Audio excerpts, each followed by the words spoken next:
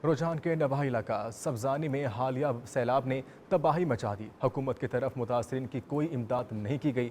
मुतासरीन अपनी मदद आप मट्टी से घरों की तामीर का काम शुरू किया हुआ है। मज़ीद जानते हैं रुझान से हमारे नुमाइंदा वॉइस न्यूज़ जुल्फ़िकार अली भट्टी से।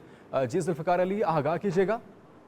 जी बिल्कुल, हालिया सैलाबी पानी ने रुझान भर में तबाही मचा दी। मैं इस वक्त रुझान के नवाही इलाका सब्जानी में मौजूद हूँ, जहाँ पर सैलाबी पानी ने लोगों के मकानात जो है ना पानी की नज़र हो गए। लोग अपनी मदद अपने तहत मकानात, कच्चे मकानात की तामीरात का सिलसिला शुरू किया है।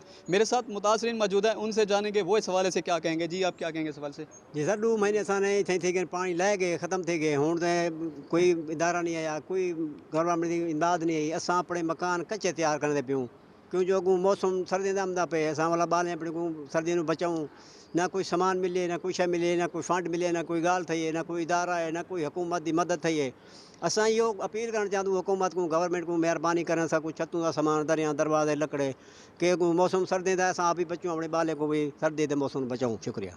जी, जैसा कि इनका कहना था कि आने वाला मौसम जो सर्दियों का है, उससे बचने के लिए हम अपने कच्चे मकानात तामीर कर रहे हैं और हुकूमत की तरफ से अब तक कोई इमदाद नहीं दी गई। इन्होंने हुकूमत से अपील की है कि हमारे मकानात की तामीरात के लिए फ़ौरी इक़दामात किए जाएँ, ताकि हम सर्दी से अपने और अपने बच्चों को महफूज कर सकें। जी।